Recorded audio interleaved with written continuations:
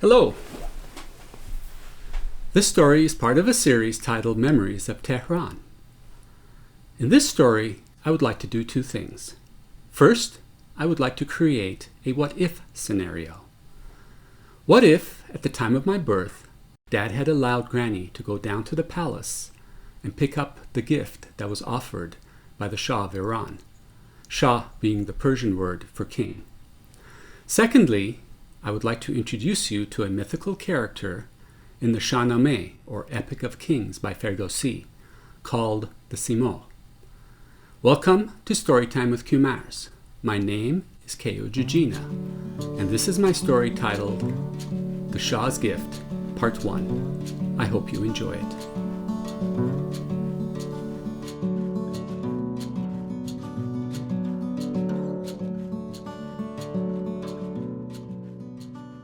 You know, my English is not so good, Granny told me while I was working on chipping the ice in her home kitchen.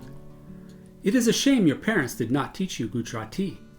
It is our language, the language of our family. We brought this language with us when we came from India. Granny was on mother's side and her name was Ferengiz Ostavari. After living in Shemran, Granny and Grandpa Ardashir moved to a section of Tehran called Shah-e-Ara. It was not too far from where we lived on Kuch Bahman, next to Park-e-Farah, a park named after the Queen.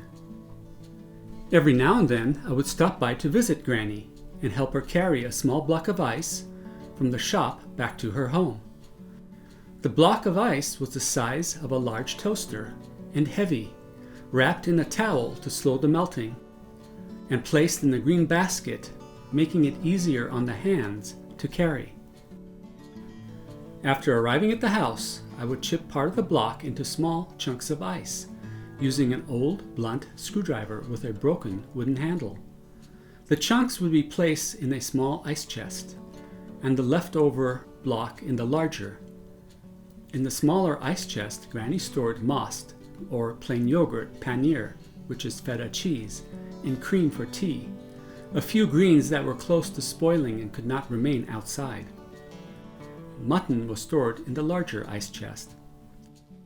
In the days that followed, she would use the screwdriver to break additional chunks from the block to feed the small ice chest until all the ice had melted away and only water was left, indicating it was time for another trip to the store. That is when I would magically appear. Shopping in Iran was a daily routine. Biobeshin, she said, switching to Persian, using the palm of her hand to gently tap a spot on the bench next to her, indicating I should leave the ice for later. I sensed she had something she wanted to share. I returned the screwdriver back to the tin where the rusted pliers and scissors were kept. Who knows how long they had been there. The rest of the block sat on the towel waiting to be harvested. The kitchen was dark.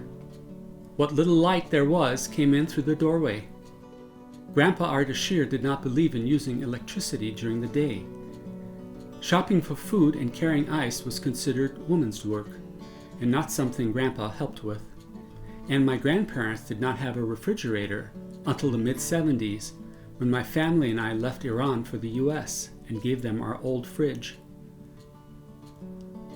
I moved closer and sat next to Granny on the wooden bench. You know our Shah? Shah being king, Mohammad Reza Pahlavi, Granny asked. Yes, Granny. I have seen him on television, and his picture is everywhere. Growing up in Iran, images of the Shah were engraved on coins, embossed on paper currency and postage stamps. His picture was plastered on posters, magazine covers for everyone to see. Statues were erected all around the city in honor of him. And you know his son, Reza Pahlavi? Yes, Granny, I have seen him as well. A friend of mine, Jafar, from school plays soccer with him. Not sure why I felt the need to name drop, but I did. Granny continued. The Shah had 2 wives before his third gave him a son. With the birth of his son, he made a declaration to say thank you to the heavens. Any child born around the time of his son should come to the palace and be presented with a gift. You and the king's son were born only a few days apart. Growing up, I knew about the closeness in age. There were times I wondered if some type of a switch might not have taken place at birth, and I ended up with the wrong family. I imagined what it would be like to grow up with wealth and privilege. What I did not know back then was, when it came to royalty, there was no chance the two of us could even have shared the same hospital. The possibility of the switch was the only thing that kept my faith alive, especially as things grew difficult at home. The movie projector in my mind abruptly switched to off as Granny's hand reached out and touched my lap. She must have sensed my mind had left the room. Granny continued, "Yes, a special gift. I went to your father and I told him about the king's gift. Right away your father tells me, 'No, Ma,' and puts up objections. I understand your father. He is a proud man, and he wants nothing to do with the politics of the Shah. He keeps his head low and does not trust the government. Your mother and I do not see the harm. We try to convince him, but he is stubborn and does not move on this issue. After visiting, I come home. It is getting late. Grandpa Ardashir is in Shiraz, so I get ready for bed and I go to sleep. In the middle of the night, I feel a presence of someone in the room. I sit up. It is the Simorg, a creature with the appearance of a beautiful peacock, of many colors, and strong like a lion. Her red, green, and gold feathers fill the room. Slowly, she takes the form of a woman. I know her. I have met her one time before. I ask why she has come. She tells me there is something I must do, something I must follow through with. I must go and pick up the king's gift for my grandson. This gift contains a blessing you must have to protect you until you learn who you are. She changes back to her peacock form, and she is gone. I interrupted Granny, wanting to know more about this Simorg. Is she an angel or something like that? And protect me from what? I don't know how to say it in English. Granny mumbles a word in Gujarati before continuing with her story, a word I had not heard before. She lives in the Alborz Mountains, north of Tehran. I first learnt of her when I studied the Avesta, and later in the Shahnameh.